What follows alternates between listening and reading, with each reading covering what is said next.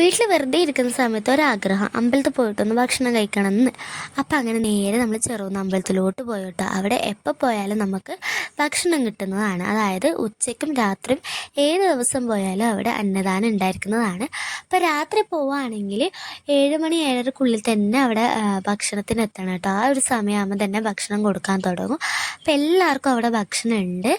ആ കൂട്ടത്തിൽ തന്നെ ഏട്ടൻ്റെ ഒരു ഫ്രണ്ടിനും കൂടി കണ്ടിട്ടുണ്ടായിരുന്നു. അങ്ങനെ കുറച്ച് നേരം ഏട്ടനും എൻ്റെ ഫ്രണ്ടൊക്കെ കൂടി ഇരുന്ന് സംസാരിച്ചു. അങ്ങനെ നേരെ നമ്മൾ ഫുഡ് കഴിക്കാനായിട്ട് ഉള്ളിലോട്ട് കയറുക കേട്ടോ. അപ്പോൾ ഒരു കുപ്പി വെള്ളം കൂടി വാങ്ങിച്ചിട്ടുണ്ട്. ഉള്ളിൽ നമുക്ക് വെള്ളം കിട്ടില്ല. അപ്പോൾ അതുകൊണ്ട് തന്നെ നമ്മളൊരു കുപ്പി വെള്ളം കടയിൽ നിന്ന് വാങ്ങിച്ചിട്ടാണ് കയറിയിട്ടുണ്ടായിരുന്നത്. അപ്പം നല്ല ചൂട് ചോറും കറിയും ഒക്കെ ഉണ്ടായിരുന്നു. കൂട്ടത്തിൽ ഇന്ന് പായസം കൂടി ഉണ്ടായിരുന്നു.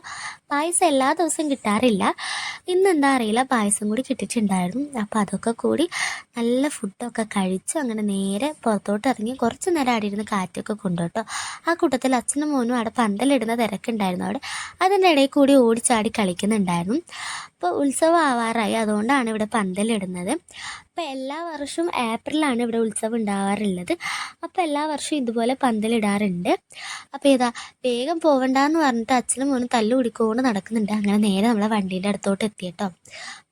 അപ്പം അങ്ങനെ വണ്ടിയിലോട്ട് കയറി നമ്മൾ നേരെ നമ്മളെ വീട്ടിലോട്ട് പോവുകയാണ്. അപ്പോൾ പോകുന്ന വഴിക്ക് എനിക്ക് രാത്രി എവിടെയെങ്കിലും പോകാൻ ഭയങ്കര ഇഷ്ടമാണ്. കാരണം എന്താ വെച്ചാൽ നമ്മളെ പകൽ കാണുന്ന പോലെ അല്ലല്ലോ, കടകളൊക്കെ കാണുമ്പോൾ ലൈറ്റും കാര്യങ്ങളൊക്കെ അലങ്കരിച്ചിട്ട് കാണാൻ അടിപൊളിയാണ്. അതുമാത്രമല്ല രാത്രി വണ്ടിയിൽ പോകാൻ നല്ലൊരു പ്രത്യേക സുഖം കൂടിയാണ്. അപ്പോൾ അങ്ങനെ നമ്മൾ കൊച്ചു വർത്താനമൊക്കെ പറഞ്ഞു അച്ഛനും മക്കളൊക്കെ മോനും ഞാനും ഒക്കെ കൂടി ഇങ്ങനെ വണ്ടിയിൽ ഇങ്ങനെ പോവുകയാണ് കേട്ടോ വീട്ടിലേക്ക്. അപ്പോൾ അത്രയുള്ളൊരു വീഡിയോ. Tata bye.